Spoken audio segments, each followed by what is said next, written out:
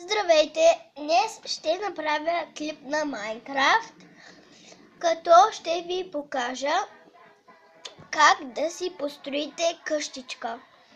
Това е за начинаещи, който не може, просто да му покажа с кои материали може да си я направи. И така, ето таблетът. Пускаме Майнкрафта, всъщност това е крафтинг. Така започва. Така започва просто играта с реклами. Сега почва играта. Хайде. Ето, Майнкрафт. Цъкаме Play. Ще влезнем в... Ето, всъщност ще направя нов свят. Ето, като цъкате Nesh, No, креатив. Ако искате да сте на креатив, предлагам начинаещите да започнат с креатив, защото на Survivor, ето с това, е със сърца и могат да ви убият. А на креатива си имате всичко. И за да започнете игра, цъкате ей това. Create No. Ето бе, цъкаме го. И зарежда играта. И ето, както виждате, чисто нов свят. Сега нека да започнем, докато избера място. Аз ще ви покажа, като избера мястото. Просто вървите и си избирате място. Да речем, ето, аз избирам ето тук. Ето тук. А за да си намерите материали за къщата, цъкате това с трите точки. Като го цъкнете, си имате всичко. А за да видите и другите материали, мечове и подобни, цъкате, ето да речем, тук са купчетата, цъкате тухличката. Тук за мебели, цъкате това с малката библиотека. На мечът, който е изобразен, тук има доста неща. Тук има храна. И това е. Сега да речем, аз избирам това купче. И почвам да строя. На креатива можете да летите, за да обясня как да летите. Виждате ето това и виждате ето това копче. Цъкате го 2 пъти бързичко и можете да летите. И така, предлагам да започнем от къщата. Предполагам, че знаете как все пак да строите. Ако искате да почнете, цъкате ето тук. Да речем, избирате си място. Цъкате с купчето, което сте избрали. И така се строите къщата. Ето как се е получила. За сега ето, това не е никаква къща.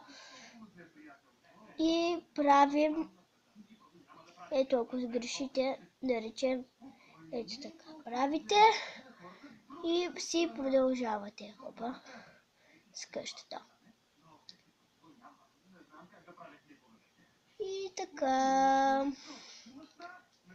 в момента правим къщичката. Да речем, ето така се е получила.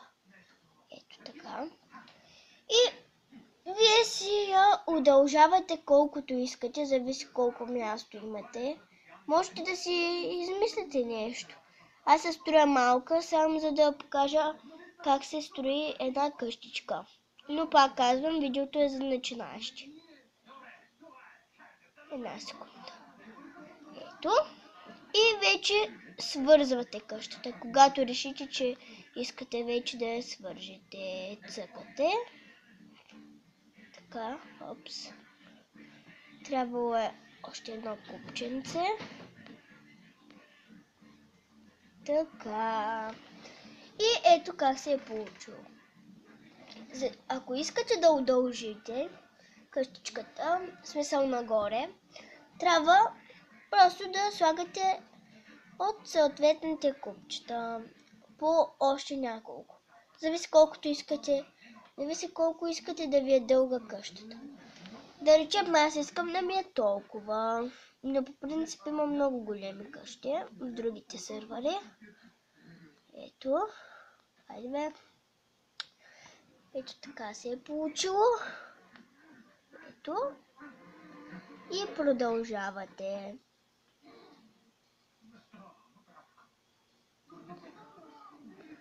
Продължавате и така, докато не запълните цялото място. Ето.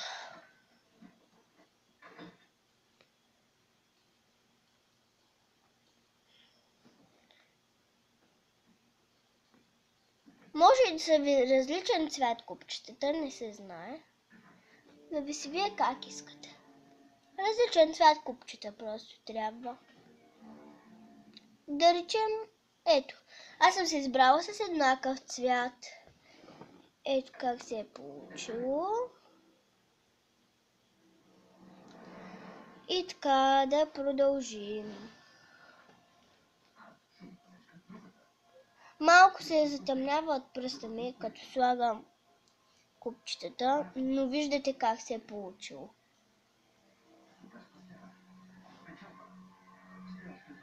Така.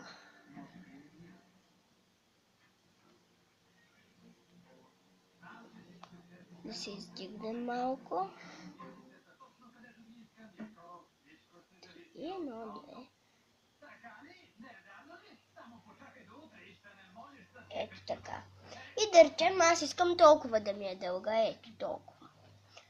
И вече искам да се сложа някакво купче. Да речем от онези тънките. Ето, влизате пак в купчета. И търсите. Трябва да се вземете от тези малките, тънките купчета. Аз избирам ето това купче. И почвам да строя. Но влизам отвътре, от къщата вътре. И така правите. Ето. Цък, цък. Отгоре. И то така се получава. Ето. Ето как се получи с тънките. Нека да се обърнем, защото тук може малко да стане бавничко, но това е начинът да ви покажа как да си построите къщата. Все пак е нормално да стане бавно. И ако искате, излизате вече от къщата. Ето.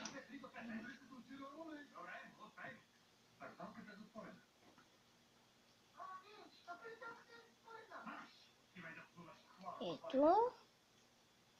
Опс. Ако сгрешите и искате да махнете някое купче, просто задържате ето така. Задържате.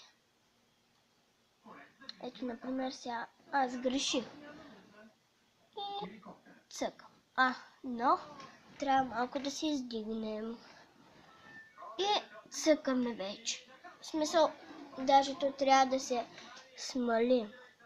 Ето, влизате отдолу под къщата и почвате, нали, пак да продължавате да строите по същия начин, както ви показах.